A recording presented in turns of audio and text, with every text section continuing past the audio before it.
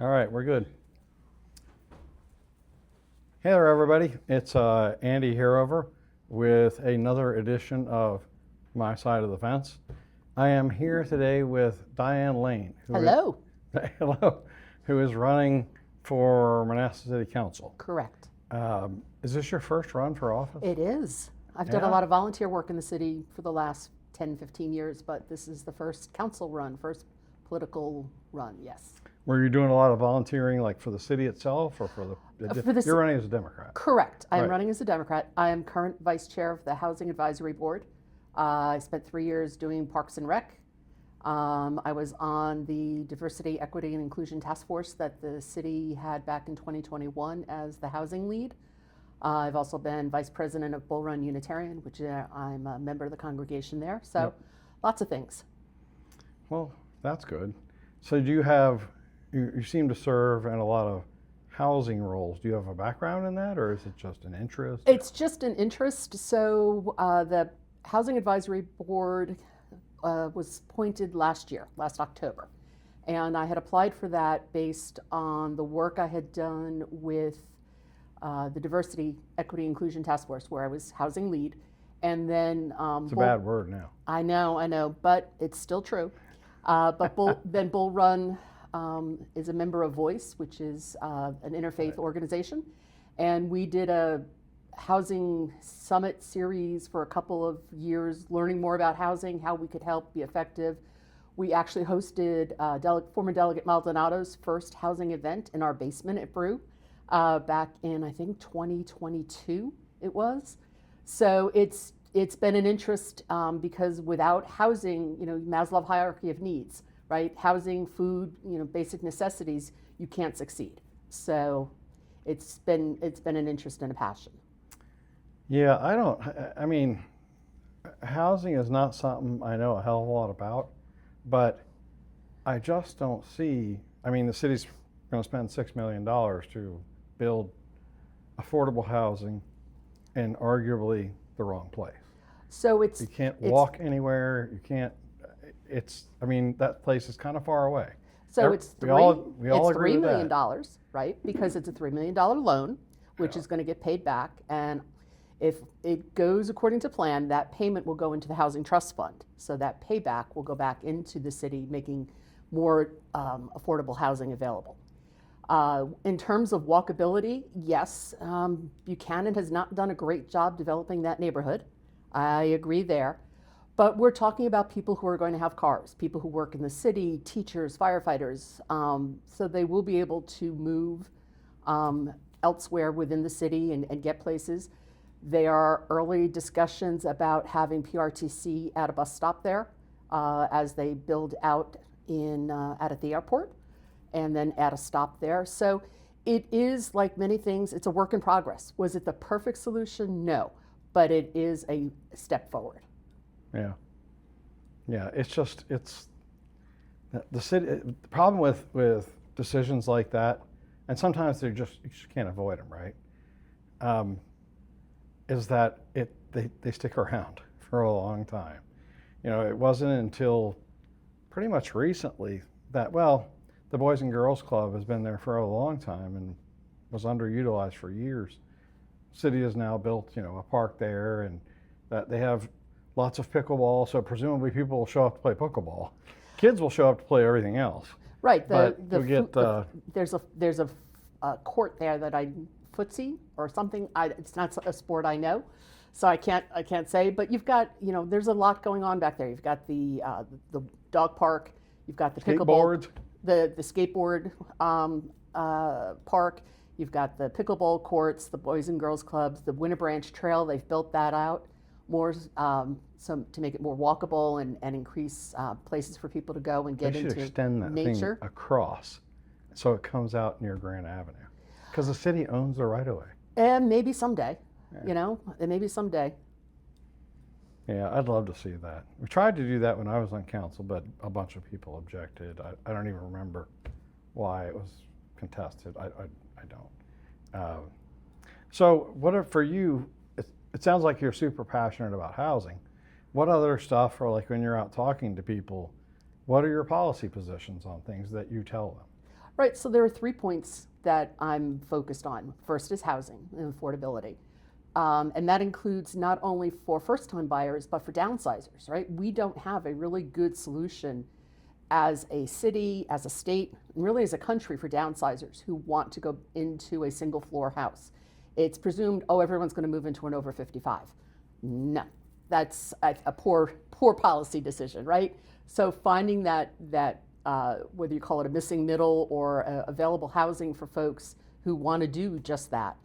The second is the redevelopment. I am a fan of the Center Street redevelopment. I've been an advocate and participated in all the community activities and the discussions. I've been going to the ARB and throwing my 2 cents in, as well as the Planning Commission as they've been going through that with the public-private partnership. And then Mathis Avenue, the redevelopment of Mathis. These are generational opportunities. This is going to make Manassas 2075.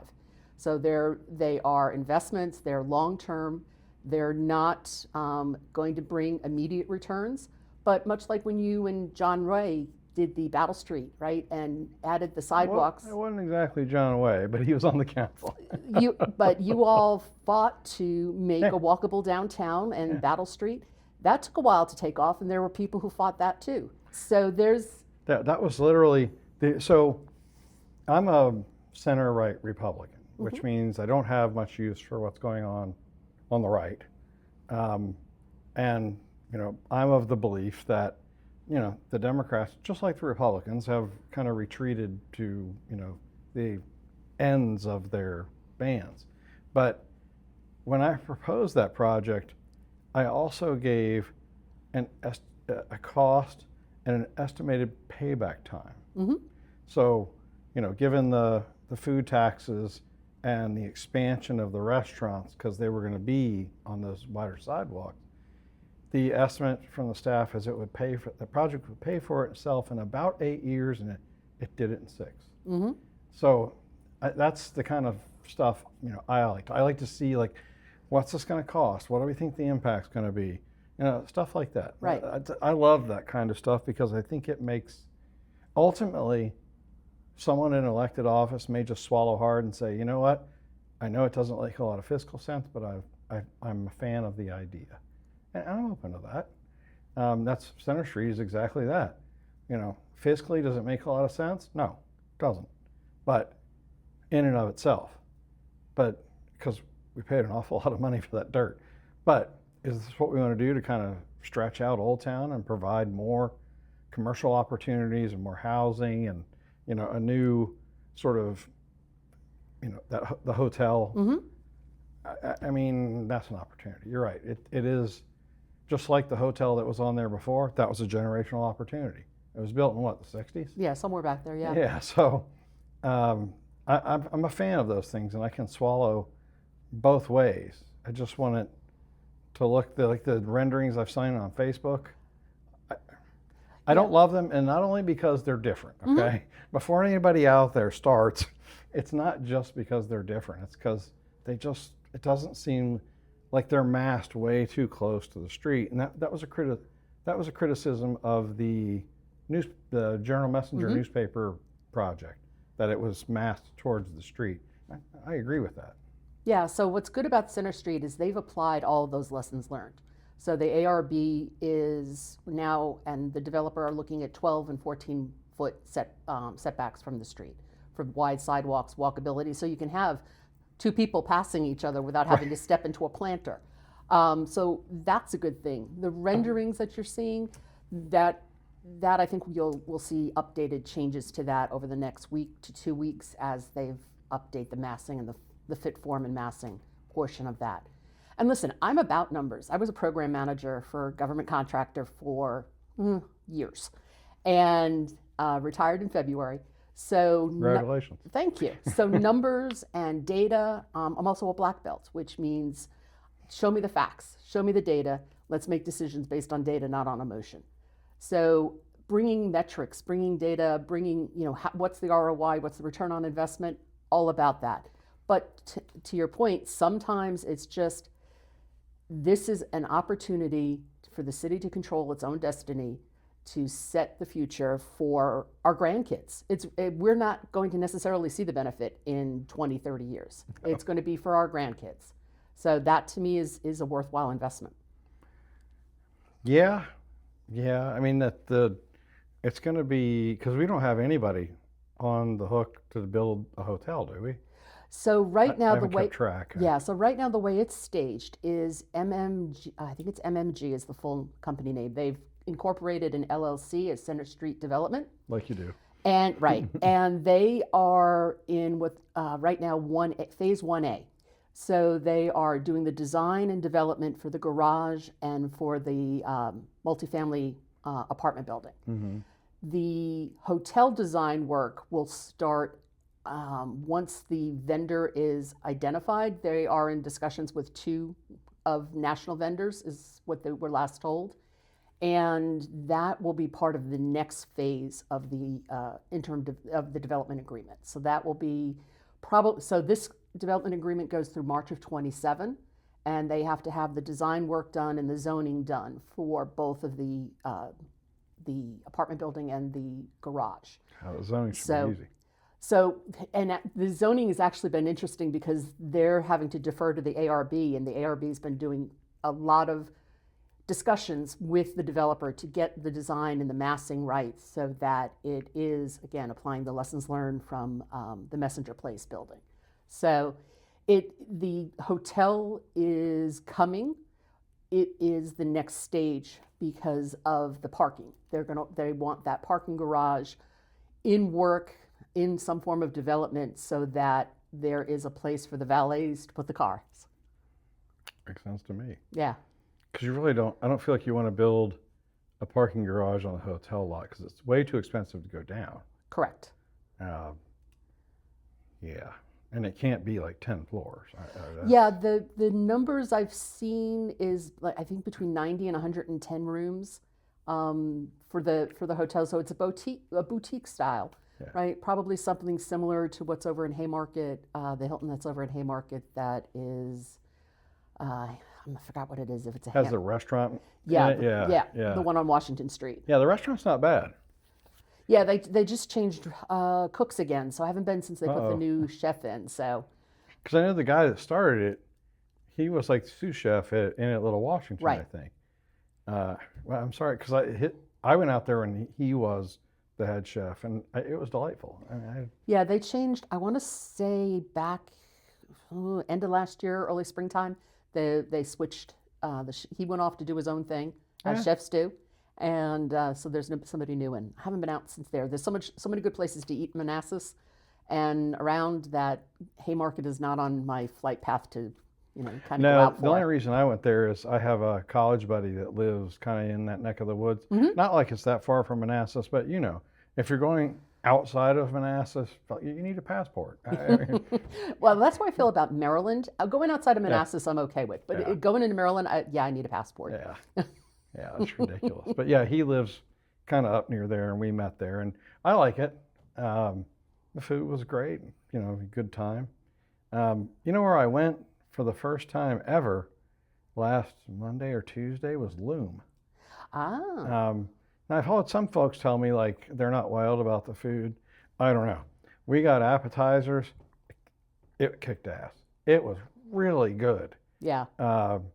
Those wings. Those things are so good, and we had bao buns, and just it's all just sort of like finger food stuff. But I haven't had an entree, but that stuff was good. Yeah, I thought it was really solid. Yeah, we were there last Tuesday or Wednesday with the meetings downtown. I've taken a meeting. My husband, where are we eating tonight? I'll meet you here. I'll meet you there. And I had, if you like spicy, I had the spicy edamame, and they they light up your tongue. Lit you up. Yes, yeah. But yeah, their stuff is really good. Their spring rolls are good, and I love their cocktails. Their cocktails are inventive and really tasty. I had 1 or 2 cocktails. I didn't even kill it, but yeah, I thought that I took the wings home. I mean, those things were tasty. Yep. And I've been to Voodoo Brothers. I've been there once, I think. For no particular reason. I've been there once. We had an office happy hour there. and I thought it was good. You Yeah. know, we ordered a bunch of. Again, it's not. We weren't for Alpha's Happy Hour. You don't order a bunch of entrees, but what we had, I thought was pretty good. Yeah, yeah. Voodoo Brothers is a good place. First Fridays typically we'll start there, go for a cocktail, then move over to some place. Usually I start out on the patio over at Monza's because it's good to see people and people watch and make connections and so on.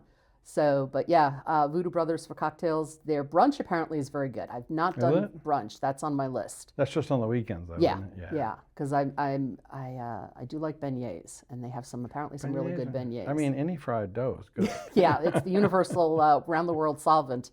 It's like fried potatoes. Come on, what are we doing here? Yeah. So tell me a little bit about one of the things that I like to ask people when they start talking about housing and, you know, affordable or attainable or whatever description you want to use. In the city, the taxes go up regularly. Tax bills go up regularly. And this year, I think it's 5%, something like that. They're always 3 around. to 5, yeah. They're always around there. That matters. You know, that matters. Yep. My dad pays real estate taxes of $1,000 a month.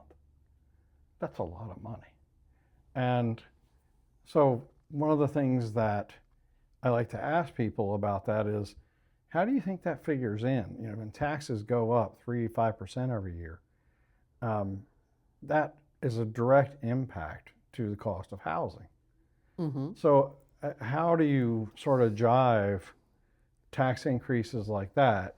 Because those are direct. They're not like, well, groceries are more expensive. No. Land is more expensive. So how do you jive that with, you know, the push the city has for affordable or attainable housing? Because, you know, it goes up, that stuff, it goes up more and more. And, you know, once your property values go up, and that's always good, of course, right? But if you're trying to live there and your tax bill goes up every year by 3 to 5%, that's not making it more affordable. Yeah, it is a challenge because we want to pay our staff a living wage. Health insurance this year went up, I think 12 or 14% for staff. And that's a huge input into the operational budget, right? Nothing went down in price. The materials thanks to tariffs, thanks to supply chain issues, you know, the city manager and Ms. Bergeron, I believe, provided a cost of, here's what this cost us 4 years ago for wires and resistors and different things that the city replaces. And here's what it costs now. And it was, in some cases, 30 to 40% higher. So it is a challenge when you're balancing all of those things together. Now, the city did reduce the tax rate 2%, and it also got rid of thankfully, the sticker fee, which we haven't had stickers on our car forever. But during the budget discussions, this discussion was, does the city lower the tax rate another penny, which some on the council were advocating for, which affects homeowners, or do we get rid of the city tax sticker, which affects everybody? So everyone who owns a car in the city benefited by getting rid of that $25 a car cost versus another penny in getting rid of the sales tax, which only affected homeowners. So there are a lot of trades along the way. Good. So in terms of affordable housing and being able to stay in the community, it is tough. I mean, we've become more urbanized. We've become part of the greater, you know, DMV area for you know, just because we've gotten bigger. And, you know, we've got now a professional fire staff that, you know, 10, 15 years ago, we were staffed largely by volunteers. Now who are professional and trained, but not paid. Now we're paying professional firefighters almost all across the board, which is a new cost. So as the city has grown, its costs have grown because of the way, you know, for safety reasons and other reasons. So I don't know if I'm getting to what you're asking about, but I think it's not a simple answer. I feel like well, no, that's not fair. The city also continues to add and create more obligations. You know, community center. That's a cost of choice. It was never a requirement. I'm not saying it's bad. I'm not saying I'm against it. I'm just saying it is what it is, right? So, but we still hear a lot of talk about affordable housing, yet, we're spending a lot of taxpayer money to build affordable housing. Taxes continue to go up. To me, that's a little bit of, cognitive dissonance when, and I understand sometimes you swallow hard and you have to raise the rate. I've been in those meetings, right? But I guess I'm saying it frustrates me a little bit that, it doesn't seem like we're really connecting the dots on affordable housing. So affordable housing in the city is, frankly, the We don't have any. The Landings project, right? The Landings project is really going to be probably it, because we don't have the land. Because those townhouses in Georgetown South are like $400,000. Yeah, I only found that out 2 weeks ago. Yeah, That's unbelievable. Yeah, so Meg has shared, Meg Carroll, who's the property manager over there, has shared, their homes are going, if they've been rehabbed, remodeled, 380, 410 to your point. Yeah. And even rental rental costs. It is, so the Housing Advisory Board has set a definition of affordable for the city as 100% AMI, which is average median income, and it uses the Prince William, Manassas Park region for that definition. And in the city itself, there's been a drive, Councilwoman Ellis repeatedly is talking about ownership and ownership and ownership. 100% agree. The challenge is making that affordable for people to get into that housing. So one of the things the Housing Advisory Board has been talking about and within our final report is there are funds that we share with Prince William County, 10% transfer tax. Is that the right percentage? 40% because we're 40,000 people, or 10%, excuse me, 40,000, 10% of it. Is that the right formula given the cost of housing has gone astronomical? Do you still get CDBG money? Community development block grants? Yes. Okay. Yeah. So but that goes to the county or something, right? So that's the 10% that's coming back to the city, right? And that's based on our population. Right. That's not based on the cost of housing, right? The state has just, so back in 21, 22, the Chief Keene and then at the time Liz Vi Gossman had done a pilot project for allowing folks who worked for the city to buy in to the city. And they had one person do it. It was $25,000 in order to help them with their closing costs, et cetera. The state has now set up some programs to make that easier. They've also increased the dollar value. So that's something that the Housing Advisory Board will be looking at if the city recharters it. Because right now what we are chartered to do is to give them a plan. So we're giving them a 1, 3, 5-year plan with goals, objectives, and success criteria for each of those years. And part of that will be looking at, okay, what is the state doing for funding, for money? What are we getting in that people may not know about? So one of the things the housing coordinator, Trinity Waldron, has agreed with us on is one of the first things we've got to do is get better access to information on the website for if you're a first-time home buyer, if you're a renter, if you're older and need assistance, what do you qualify for? Right now it's all PDF files and static. It's very hard to find information. So we need to make that more accessible so people are aware of what they can qualify for and how they can be helped. Now the stuff they qualify for, those are state plans? So there's state money. There is from Virginia Housing that's available. We're learning more about how to partner with them because they have a tremendous portfolio of programs and grants. In fact, that's the Landing.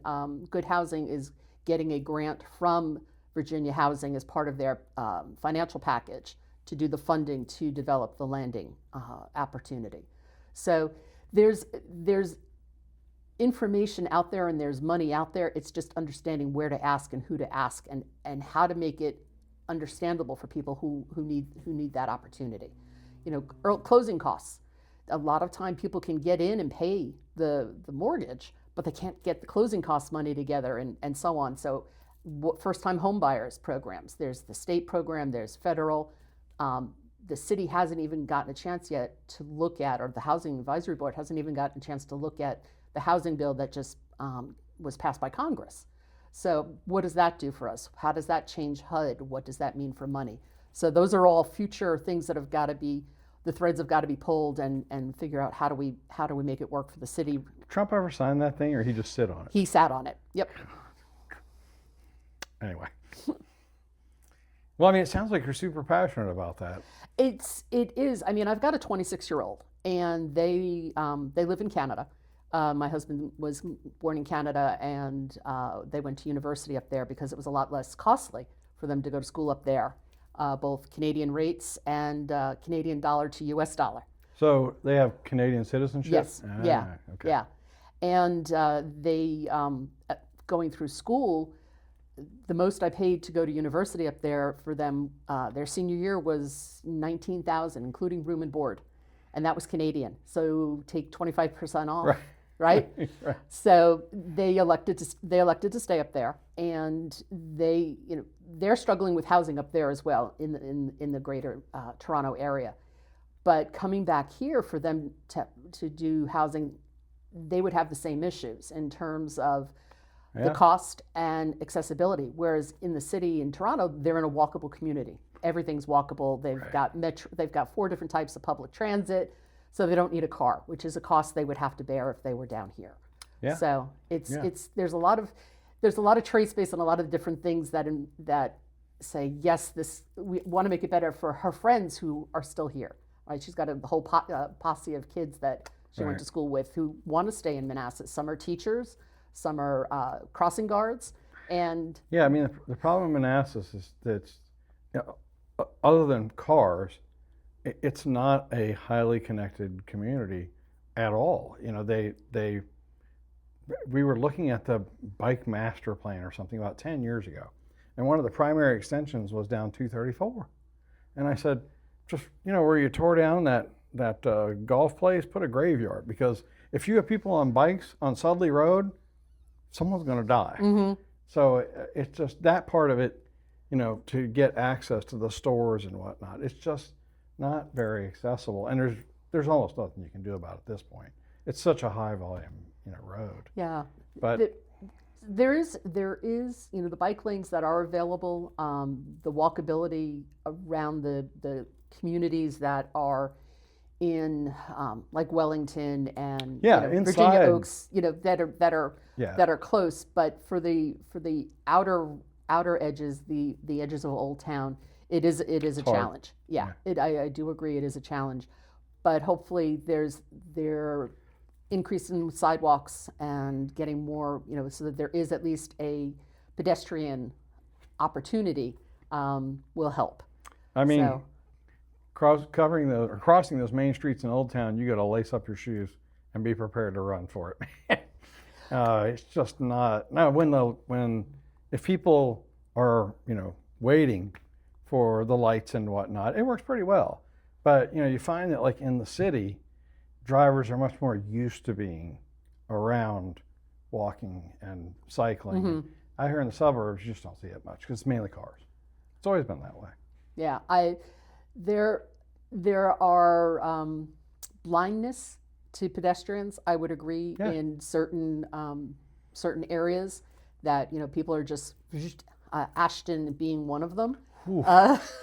That is a definitely a hidden racetrack. Yeah, yeah. When we try to go across Ashton to go to the diner over there. Mm-hmm.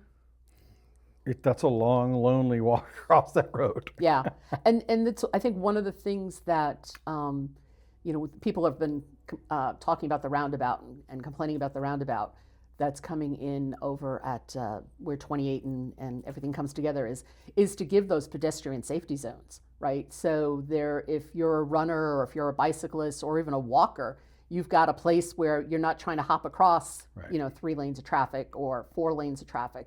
So you'll have those safety zones to stop and be saved. Yeah, the roundabout over in front of Georgetown South I don't love, mainly because the road and lanes are too narrow. There was a lot of talk when they built that, like we want to do it just like the north part of Grant is. It's got that median, and there's trees and all that. But on the north part of Grant, if a car pulls over, you can pass it. Now, you're not allowed to pass cars that are in movement, but if someone's pulling over in front of their house or something, you can just continue. Not true on the south side. Not true at all. And when the problem is that the road there is so narrow. There's a stoplight at the road that goes up to the museum on the south Prince William side. Street, yep. Yeah, and it'll back up to the service station, and if public safety vehicles have to get through there, there's nowhere for the people that are already in traffic to go. They can't pull over. The lane's one car wide. I think that the roundabout's working fairly well. I've been to Europe and there's roundabouts everywhere. Yeah. And some of those I think are a little nutty. The one that goes around Arc de Triomphe in Paris, it's like 8 lanes wide. I don't know how you do anything in there. Yeah, I went to school at GW in DC, so DuPont Circle to me is the original roundabout that Right. everyone goes, oh my gosh, in the movie American President, did you get stuck on DuPont Circle again? Yeah. Because I couldn't get out of Couldn't it. get out of it. Yeah, in fact, the last time I was in Maryland, I think it was up in Bethesda, I think, I got stuck in a roundabout and basically just had to put on my blinker, close my eyes, and wheel to the right. It wasn't quite that dramatic, but still, I got stuck in there for, I don't know, 2 or 3 Revolutions. Yeah. But I think especially in places like there, it's worked out relatively well. Now there's an argument about, well, why do we have any lights? There should be a roundabout in Prince William Street, roundabout in Center Street. No, please, that's enough. But it does make it look more accessible. Yeah, I think the roundabout in Georgetown South area is something that will have to be monitored as the Ashbury houses get come online. They're going to have to make changes. And how much do they use the what I call mentally the back entrance, which takes you out on Main Street over by the high school where the mailboxes are. So I think it's again going to be one of those things. Monitor, take a look. What is the data show? What's the how many car trips are going through, et cetera. Yeah, it's a challenge. It's a challenge. I had the chief of police on it. We talked about that a little bit. He's generally a fan, but my specific criticism, and he kind of agreed. He was like, yeah, that could have been better, but the project as it stands was put together to maximize connectivity. Cars, bikes, walkability, and that shared youth path, there it is. Yep. No getting away from that. So how's the campaign going? Are you knocking doors? Knocking doors started back in June, doing about 3 to 4 hours a week. We'll really start kicking in September because a lot of times people aren't home or they're looking going, oh my gosh, September? I was like, yeah, just trying to get it in as much contact as we can. Yeah. It's been good meeting a lot of different folks. There's Meg Carroll's hosting an event for us over in Georgetown South to meet the community over there and hear what their concerns are and their voices. And I'm meeting with some of folks in some business owners in Old Town who've been following my campaign page and my comments on the Center Street development and said, hey, can we talk to you? And I'm like, sure. I'll talk to anybody. I've told people at the doors, if you think of something, you want me to come back, grab a cup of coffee, I'll bring a bottle of wine. I'm flexible. Let's talk. It's talking to more people brings more ideas and more solutions. I am not going to be the smartest person in the room, right? It's going to be a combination of what are the residents saying, what can we afford, what's the best in terms of the CIP, what's going on with the different things, the state laws, all the changes, and finding a balance, right? So in terms of the campaign, I am new to campaigning, as we talked about earlier. But I like to think that I'm accessible and willing to talk with and have a conversation, just about with anybody. I'm with you. So. Such as it is. Yeah, I mean, it's campaigning's a lot. It really is. Yeah, one of the reasons I retired, again, as I said earlier, program manager, I work for a government contractor. There's a lot of ethics laws and OCI issues and other things. And I just did not feel like I wanted to have to balance the two sides. And I had seen enough and been enough time in grade that it's like, yeah, I've seen these mistakes before. We've been reorged, 4 times in 5 years, right? Typical government, contractor So you purchase worked merge. for a contractor, not the government. Correct. Okay. Correct. Yeah. Spent the last 20 years supporting the Air Force in various capacities, and just said, it's time for me to go. I've seen the mistakes.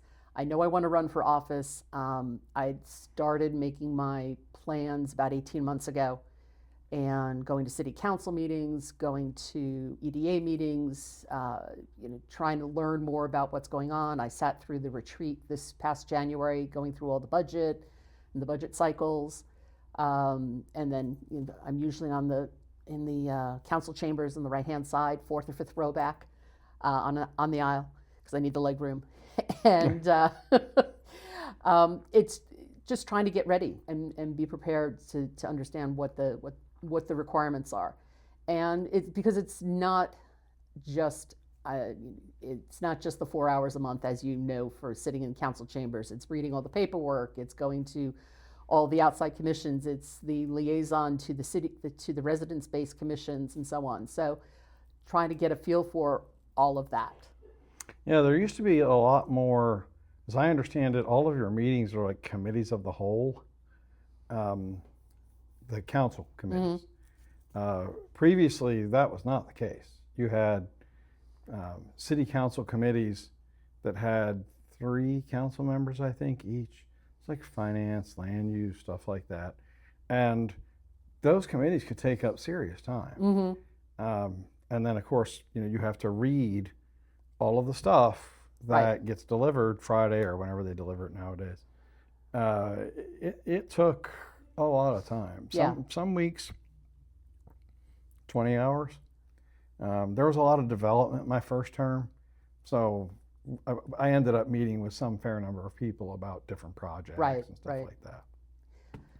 So, yeah, it's a lot. It's like, I don't know, I feel like that it's a better job than school board, maybe, but the only worst job is the HOA president. I mean, I know some number of people that have done that, and they're like, I will never do this again. Never. Yeah.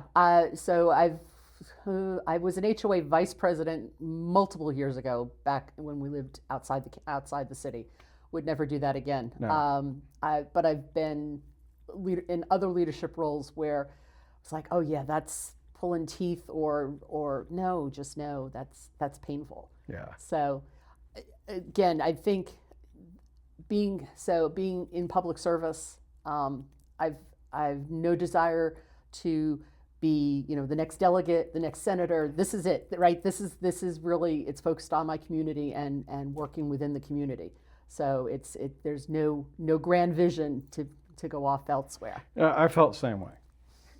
Danica started off as a delegate, right? And now she's a senator. And she seemed, I interviewed her last year, and, she does the work. She really does. Yep.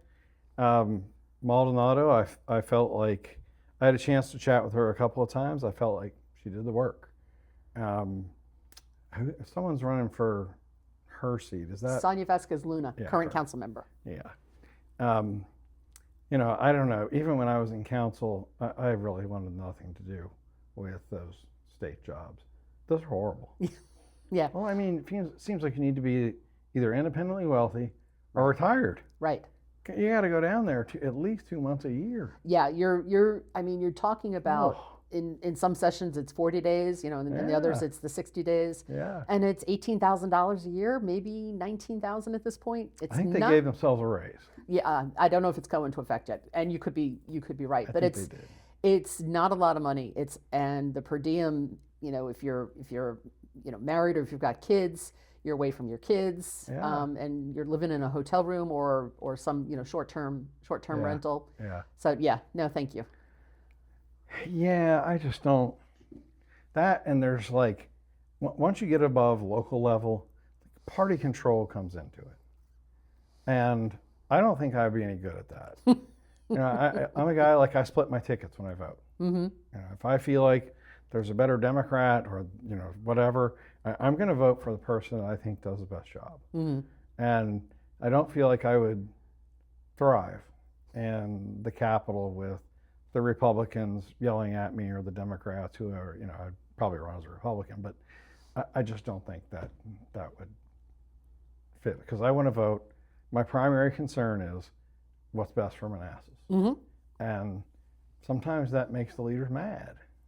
It just does. Yeah. So it's not a thing for me. Yeah, I agree. Both Senator Rome and Delegate Maldonado have been huge advocates for the city. I mean, and Senator Rome is the legislative breakfast she was at, I believe it was last week, talking about the data center bills and trying to get the tax loophole closed on For the banks. Yeah, and so that's what she told us, is that's what the finance committee, they want to make sure that it's not a double dip, that if they're being charged a franchise fee, if we tax them over here on the data center, it's not a double hit. So finance committee said, well, when you come back, we'll tell you what the answer is. We'll hash it out. Yeah. Yeah. I need to get her back in here. Although she's a rough interview because she comes prepared. Like, she wrote newspaper articles about me when I was serving on the city council. And Mm-hmm. so we know each other. We're pretty familiar with one another. Well, I read you when you were in the Journal Messenger. You and Leanne Best. That's how long I've been around. You were in hard copy. Yeah. Right? Yeah. So, yeah, I found that first column I ever wrote for the Journal Messenger last week. I have it's framed, mm-hmm. but it had fallen down behind something, and it's not something I'm all that interested in. But reading it, it's like, I feel like I could submit that article today, Mm-hmm. because it was all about redevelopment in Old Town. So, yeah. But no, I enjoy her. But I never did get a chance to interview Delegate Maldonado for no particular reason. She said she would do it, and then our schedules just never sort of jived. I mean, she's still busy doing stuff down there. Not now, maybe, but back then she was. Mm-hmm. So, Absolutely. yeah, I don't want to drive to Richmond. Don't understand why. Yeah, not every week, no. Yeah. I go a couple times a year, but no. Yeah, I drove down there with another housing advisory board member. We went down to a conference that the NAACP was hosting, and we paid our own nickel. We wanted to go down and hear what they had to say, and talking about affordable housing. And that drive was, oh no, hit Fredericksburg coming back at 4:30, 5 o'clock. And it's like, No, oh no, get thanks. me out of here. Yeah. Yeah, it's horrible, and it's becoming, one of the reasons that I didn't run for a third term, the main reason, was that the politics in the city got too political. Yeah, before it was just six people serving together, and yeah, I knew that, like, John was a pretty conservative guy, and I knew that Mark Wolf was not so conservative, but it was never like something wasn't going to happen because that person is on a different party. Mm-hmm. It just didn't happen. And it became clear that, like, that was the future. And stuff in the city, we had also really stopped making any sort of progress, primarily because of the Great Recession. Right. And I just said, you know what, I'm good. I'm good. I don't want to fight with other political parties, even though that's part of the job. But I didn't want to do it. I really did. Well, I'd like to think that, particularly at the city level, we can always find something in common, right? And something that we can agree on. With the housing development downtown, I've been advocating for green roofs. what's called an intensive green roof, which is where you have park benches and trees and things like that, but what they call an extensive green roof, which is in essence low-lying 2 to 4 inch deep plants that will help with keeping it cool, keeping it the urban heat island effect. And as I pointed out, they can all be pollinator plants, which is a passion of Councilwoman Ellis's. And that would help our bee city, our designation. So there's ways to find things that, yes, we can agree on this. Let's make it work. Let's figure out how to make it happen. Yeah. So you just have to be willing to meet the people where they are. Yeah, yeah. I mean, but those are all sort of relatively new ideas for a place like Manassas. We also haven't had a ton of development in a number of years. We have some isolated sorts of things, but yeah, the MIFCO project, that's going to be an opportunity. Absolutely. And another parking garage, that's necessary. You look at all those cars over there, right, where the hotel used to be, and you're like, damn, this is a lot. Now, some percentage of them you can look at and say, you could have parked in the existing garage, right? But not all of them, probably. Yeah, and I will say, as a member of Bull Run, we have an older population, so for them it's been a huge advantage to be able to park much closer and just be able to walk across the street and get into Brew, because you've got to climb the stairs just to get up to the vestibule, because it is not an ADA accessible building. It's a historic building with a lot of challenges. So having that parking has been helpful. Well, but adding the parking garage, and for both the apartment building and housing, and for housing, the apartment building, for city residents, and for the hotel, it's the way they're talking about segregating it and making it safe for folks to use, and putting an amenity space on the top of the hotel, on the top of the garage for the residents to use. There's a lot of innovation going on with what the developer's been talking about. So it's been interesting to watch it evolve and be part of the cheap seats and see what's going on. Well, I mean, be careful. Get elected, you might not be in the cheap seats. No, if you get elected, you ain't going to be in the cheap seats. Well, this is true, and that is the plan. The plan is to be elected and to do the things for the city and for the residents, and make good decisions so that our kids, our grandkids, are happy to come back and work in Manassas, happy to live here. There's something going on for them to do. My campaign is live, work, play, right? Affordable, work with the redevelopment. One of the reasons Jill and I got together was CTE. I'm a huge fan of CTE programs. I grew up in New York on Long Island. Back there we called them BOCES, where the second half of the day kids went off to learn cosmetology. They went down to the garage and learned how to work on cars. They went to nursing or PA assistant type of things. Those are all skills and jobs that are going to pay good money and be around regardless of what happens with AI. So Jill and I both are strong proponents of that. And with Parks and Rec, I love our parks. I mean, we've got over 20 beautiful parks. The community center has been, there were people who were skeptical, but it's still skeptical. Still, well, yeah, but it's got a lot of use, a lot of rental, a lot of programming going on. The Cookies with Santa that the Parks and Rec hosted was a tremendous success. The co-venture with the Baptist Church for the Easter Bunny and the egg roll. So there's a lot of community building going on around that community with that community center.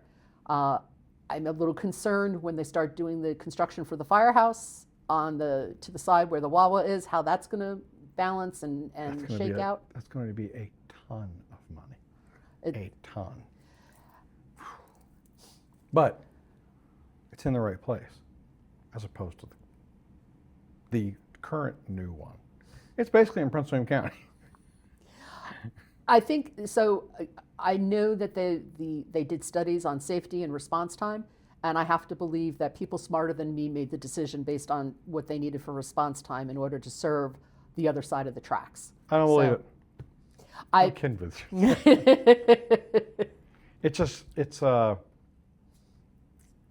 It is just basically in the county. But I know that, when there's a crisis, we can, pull from Stonewall, from Manassas Park, stuff like that. They cover each other. absolutely It's fine. nearest first responder.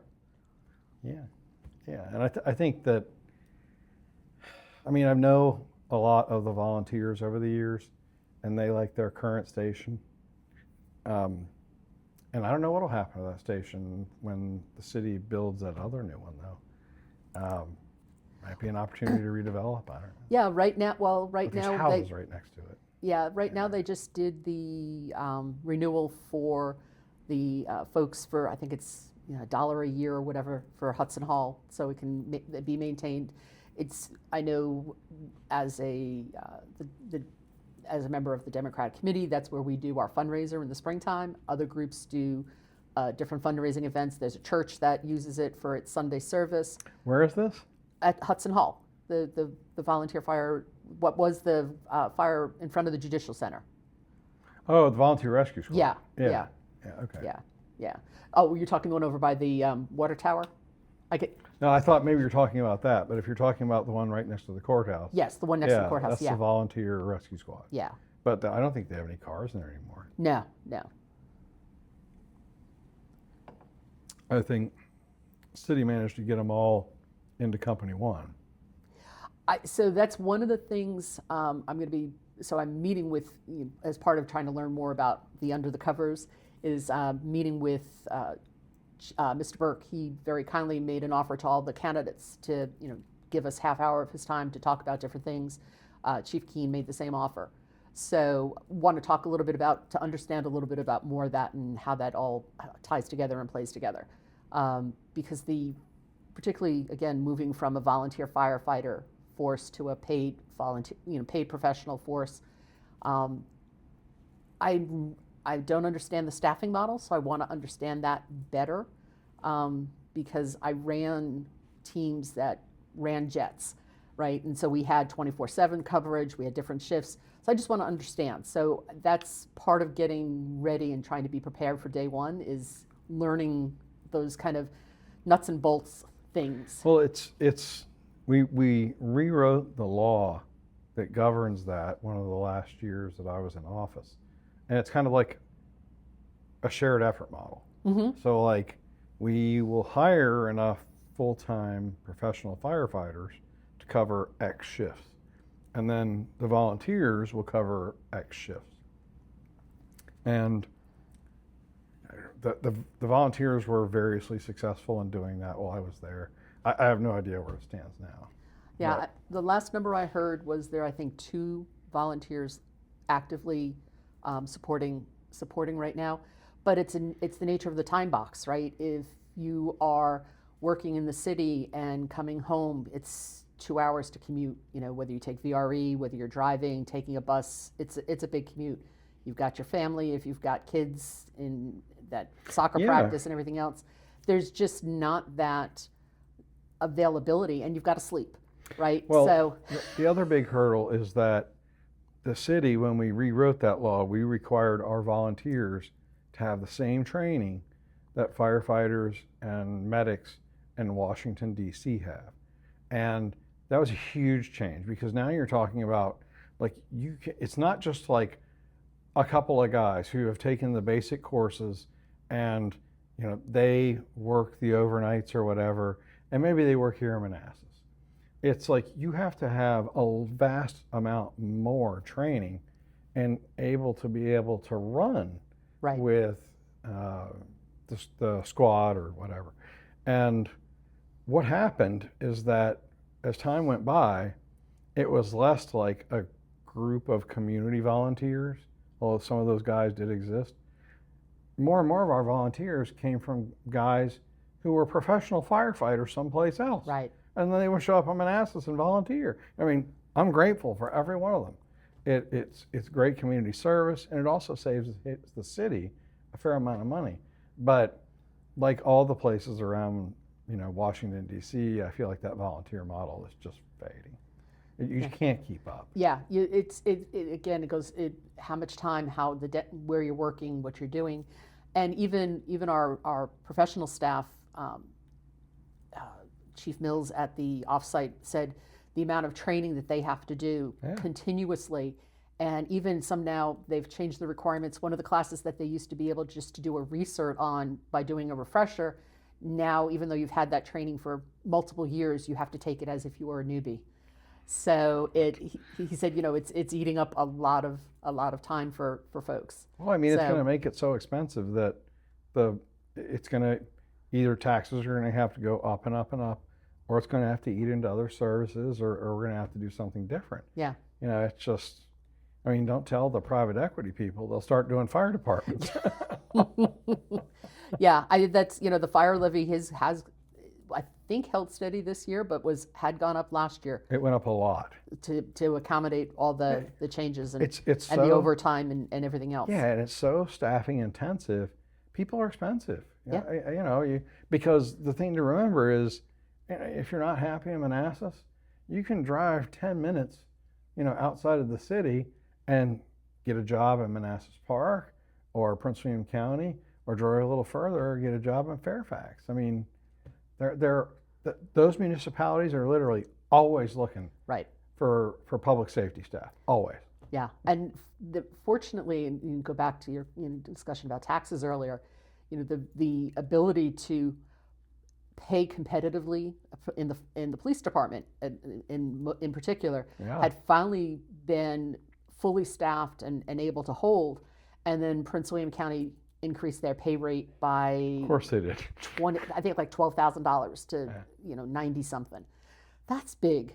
That's a big big jump. So exactly what you're talking about. If we don't do those retention activities, then we become the training ground, the junior high and high school for the folks to get the training and go elsewhere. And I mean, we found ourselves in a position in, somewhere probably late aughts, where we had this huge gap in the middle. We had like lots of officers who had 1 or 2 years of experience, none of these guys, and then the guys who have been around for a while, 6, 8, 10 years, and you had the missing middle. Yeah, and like those guys, as the chief then explained to me, like they're your sergeants.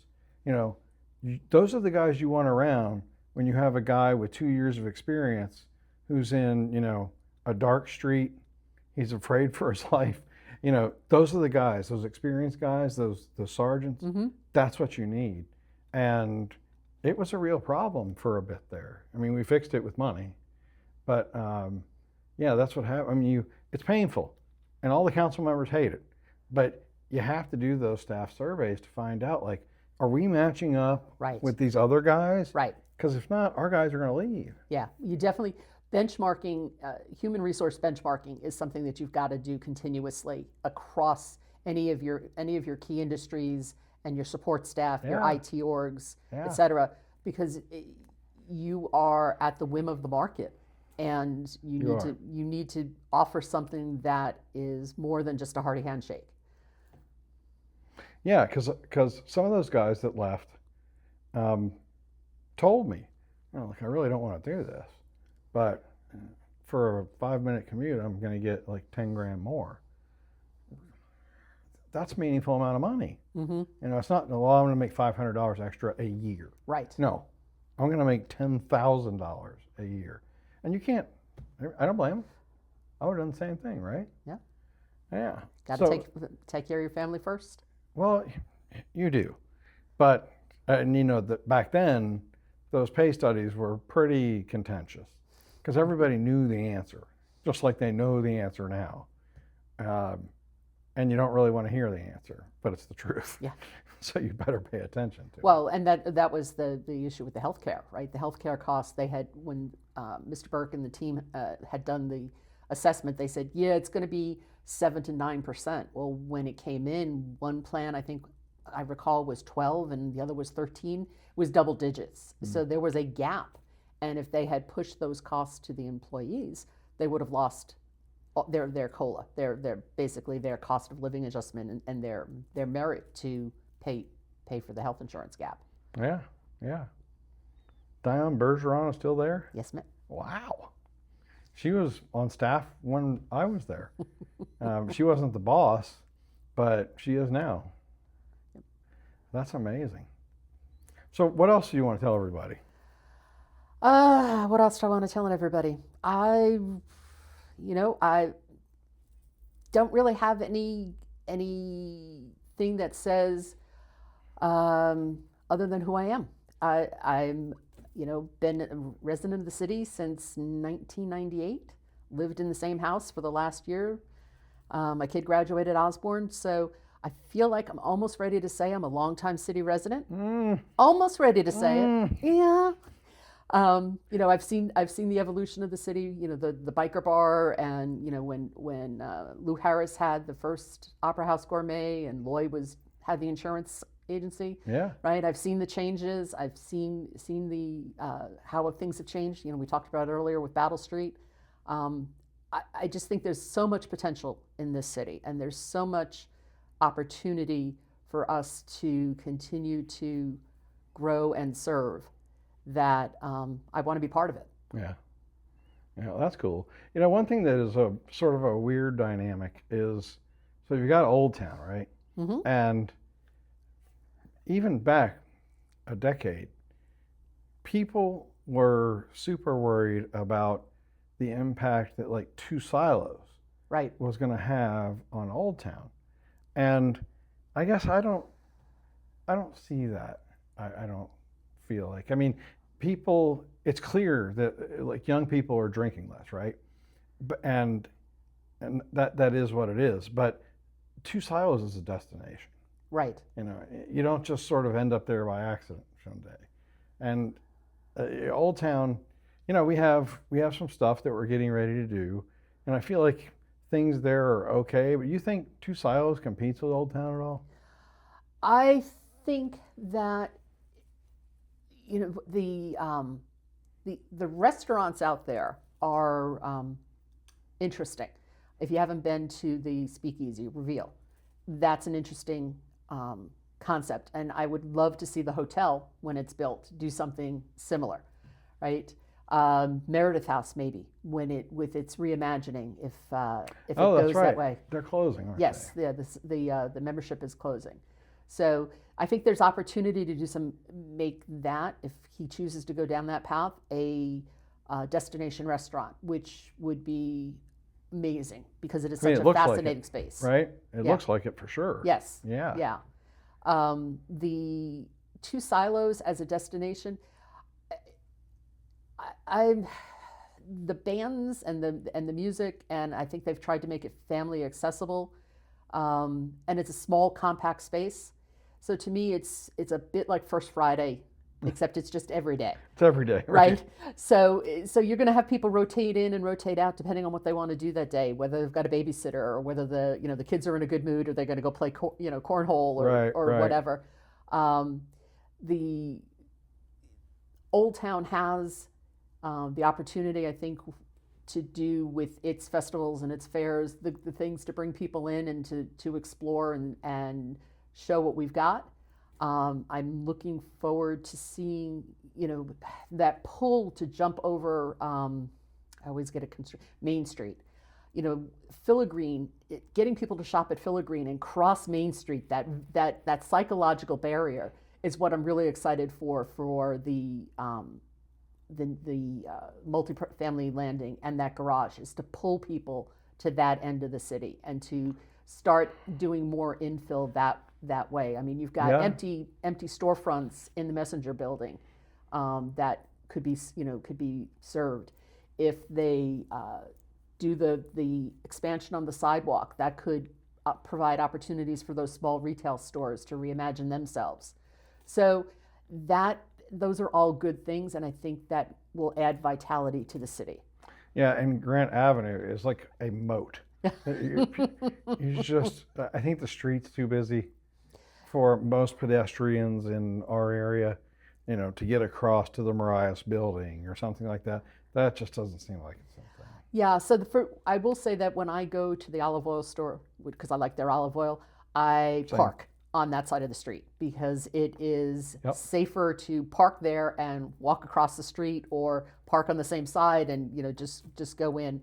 When Super Bowl happened in February and we had the snowcrete and those huge mounds of Yeah. snow, climbing over those snow blocks because not everyone was a good citizen because they couldn't be because it was snowcrete. It was like concrete.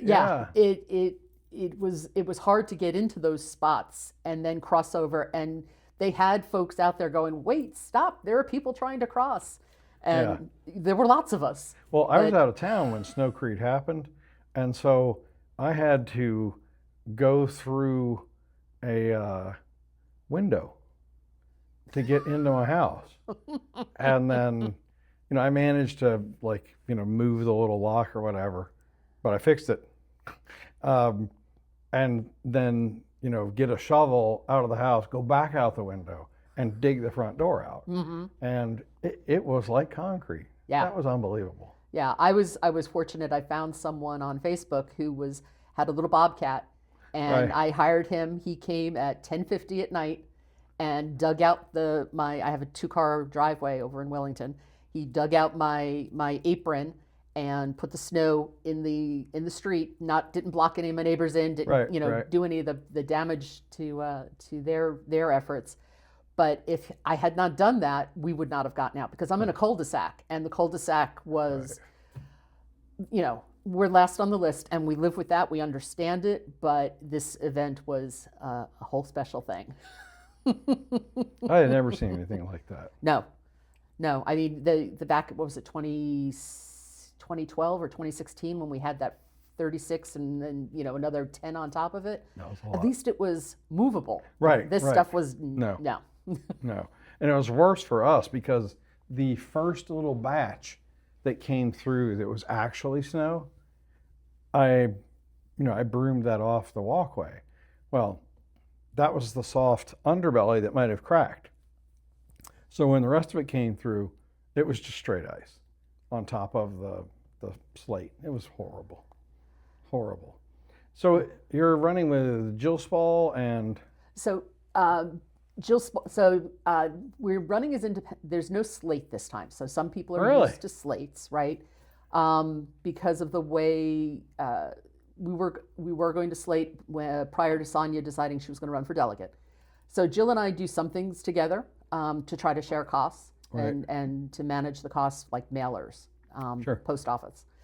And so she's running, I'm running, and Helen Zarita, who is a community yeah. food activist, so community liaison for CFH. So we're running, and then there are 3 independents. The one hasn't reported any money. 3 And- independents? I did not know this. Yeah, The so one guy that lives on Colin Port- Turner. Portner, yeah. Yep. And I got a message from him. In fact, I owe him a phone call, but I think he's the only one that's reached out to me. Yeah, so Colin Turner is running as an independent. He started his political activism with Sable Bennett.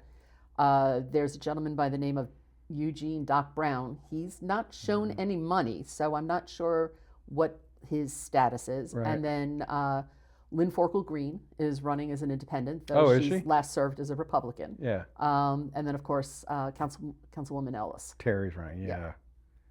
Yeah, I don't know. I mean, I met the new chair of the Republican Party about a week ago. Mm-hmm. And he seems like, he's good Joe.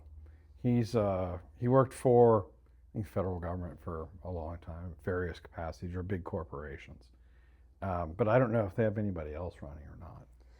So as far as I have heard and seen, the only Republican running in the city right now is Ms. Ellis, Yeah. and there's not been anyone showing up, at least in any literature, for delegate. Right. And with Mayor Davis Younger stepping down at the end of the year, I know have been looking to recruit for a mayoral candidate and have not. I've not seen any traction on that. Well, didn't Wolf say he wants to run? So Mark has said he's running. So it will all depend on how it shakes out for the position. My understanding is there's 3 ways this could go. One is the council will appoint an interim mayor until until a special election, whether that's in a primary in June and then one in November of 27. They could go to the courts and ask for a special election immediately, or there could be an appointed, someone appointed from, open it up as a appointment as a caretaker role until 27. So it'll be interesting to see how it all shakes out. Oh, I can't get far enough away from that stuff. So who is the chair of the Democrat Party now? So we have two chairs because we are a joint committee with Manassas Park. We've got Marcy Settle, who is just stepped down as the ARB chair. She is the Manassas City resident. And then Yessi Amaya, who is on Manassas Park's governing board, is the vice chair, or co-chair, excuse me, not vice chair. They are co-chairs. I see. And they took office back in, I want to say, January. We had to do our bylaws and the annual review of party, et cetera. Right. So they are our co-chairs. Because I interviewed your previous two Cheryl and Gretchen. Cheryl and Gretchen. Yep. Is Gretchen not involved anymore? No, Gretchen is actually still involved. She is kind of in emeritus status, and she's in charge of signs this year, so she will be helping get all the signs out for all the candidates. Yeah, that was entertaining. I knew Cheryl she was in my Rotary Club as well. Lovely lady. Yeah, Cheryl was cool. She was mad at me because when she was president of the Rotary Club, I didn't go to very many meetings. Because I think it was like after COVID and everything was a mess, and there were almost no good days immediately after COVID, other than the fact that COVID kind of stopped being a thing. And I know Marcy. Maybe I'll reach out to her, because I think it's interesting that the way that the different parties run things. The Democrats the last several cycles have run as a ticket. And Republicans never have in the city. It was always, every man for themselves. That was it. And there was never really like a platform that the Republicans came up with in a concerted, intentional way. Right. Do the Democrats do any of that kind of stuff? So, as I said, prior to Sonia deciding to run for delegate, we had, with Jill and I and Sonia had decided to run as a slate. When she stepped away, Jill and I debated: did we stay as a twofer? Because at that point, Helen declared like March 16th, so it was a little bit of transition time, and we decided no, we would run. We had made some strategic decisions and some other things, so we said, no, we'll run as independents or our own campaigns, but where we can collaborate, we'll collaborate. That makes sense. So that's where we are right now. Yeah, that makes sense. I don't think you're going to find a serious challenge for Sonia. I have not seen anything. The 24th is the last day to declare from a Democratic position whether or not there's going to be a caucus. So the state made the decision that the parties choose the candidates as opposed to holding a special election. They said, you parties go figure it out, duke it out amongst yourselves, come up with your candidate. And so the Democrats, there was a gentleman who was exploring whether or not to run against Sonia. He ultimately determined he was not going to pursue that path, but the party did set up a caucus date of a day in August, but July 24th is the date that has to folks have to make the determination. Soon. Yeah, whether or not they're running and whether or not that caucus will be necessary. So yeah, I don't know how. I mean, I think she can raise money like mad, and it's a blue district. It's not going to be it leans. No, it's Democratic district. Yeah, she's according to VPAP, she's got some serious money in hand. And she's got some great endorsements from both union organizations, local politicals, community leaders. So she's a known quantity. She's been doing the work. So yeah. Well, anything else? I don't know. What's your last question of the day? The thought thinker. I don't know. I mean, I try and bring everybody on here and talk about them. You know, what did you do? Where do you come from? Stuff like that. And I don't try and trap people in questions. I think you asked me what are we going to talk about? And I try and give everybody I don't have a list of questions. And if you look at any of my social media, asking about affordable housing and raising taxes is not a shock. No, It's one of the things that I talk about. No, and actually, I wasn't really concerned about your questions because, as a journalist, you're not going to tip your hand. You're going to kind of say, these are the kind of topics that are going around. I'm hearing at the coffee pod or the cattleman's breakfast or whatever else, right? Yeah. Oh, yeah. And so, bringing those questions forward and having that conversation. Plus, there's 20 episodes of this already. If you don't watch 2 or 3 of them, you're like, oh, all right, well, we're just going to talk about it. Yeah, because that's what we do. At the end of the day, I ran into Mr. Parrish at Katerina's, and I've been on handshaking, hugging agreement with Hal. I don't know anyone who isn't, right? And turned around to say hello, how are you? And he says, how are you doing? I said, well, you may have heard I'm running for office. And he said, really? And I said, I'd really love your vote. And he looked at me and I said, I promise it won't hurt. So, and I guess that's the takeaway is, I promise it won't hurt to vote. Yeah, Hal's, when I was in elected office, Hal has this skill that I've always been envious of, and that is he can go to any event and spend 10 minutes there, and somehow or other, every person in the room is convinced that he spent 5 minutes with them and they shook hands and they chatted for a while. We had 50 people there. Hal's out of there in 20 minutes. It's just, I could never do it. I always felt, that I just wasn't getting it done, but man, he had that skill nailed. Yeah, he's got the grip. He knows how to do the grinning grip. And, he does. And as I said to a friend of mine after I said, I asked, Hal for his vote, I said, you don't get what you don't ask for. Well, no. So no. Why not? I challenged him for mayor.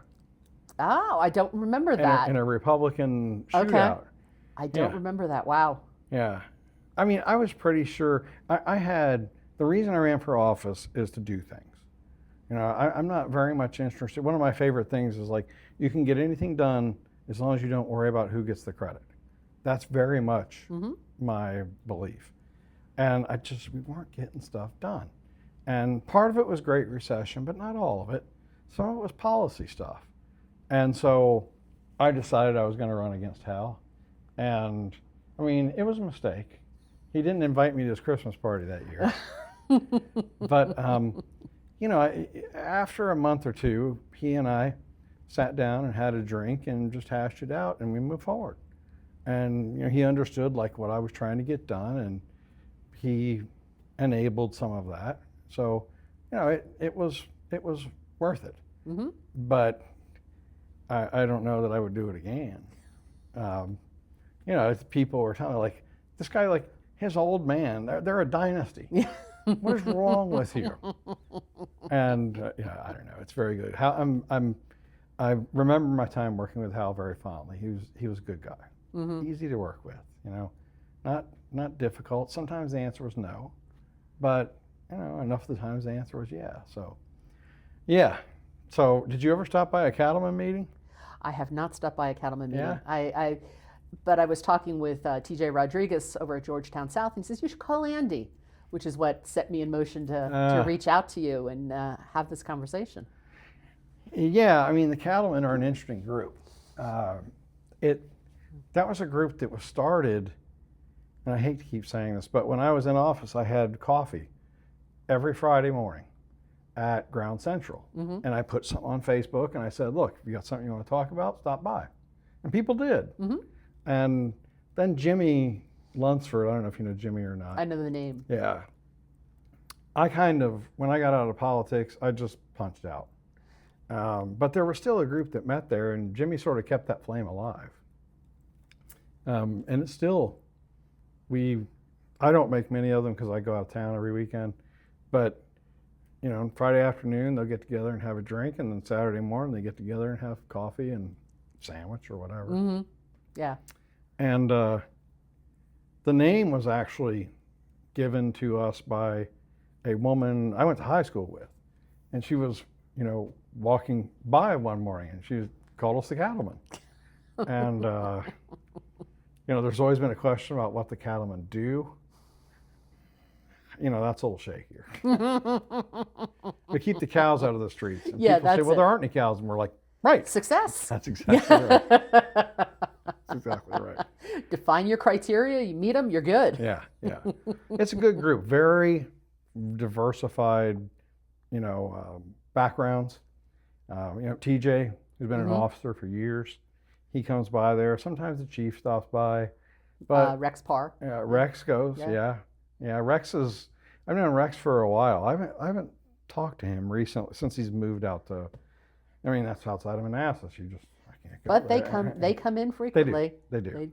But yeah, no, Rex, he's also a member of, there's another group in Manassas called the CEO Forum that meets once a month.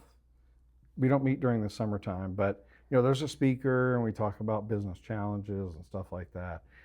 Rex has been a member of that for years as well. Rex is smart. Rex knows how things work. And I enjoy chatting with him. Yeah. But, you have lawyers in there. We only allow 2. That's enough. And then just other guys that do a lot of different things. So it's we don't have a lot of rules. I think there's 2 or 3. But yeah, it's a lot of fun. You need Vegas rules at a minimum. Yeah, it can't be very much. That crowd's not going to stand for a lot of rules. Well, hey, look, I appreciate you coming on. Yeah, it's been great. I'm going to try and get your other Democrat folks to come in and chat with me. It's a pretty easy conversation. It's not like it ever gets too pointed, because I don't want that. Because when you get too pointed, people don't want to come back. That's right. Like, screw Harover. Last time he was yelling at me or whatever. I don't want to do that. Yeah, well, if all things goes well, put it on your calendar. I'll come back in a year and I'll tell you about my first year in council. You're on. Thanks for your time. Thanks. All Been right. fun. All right.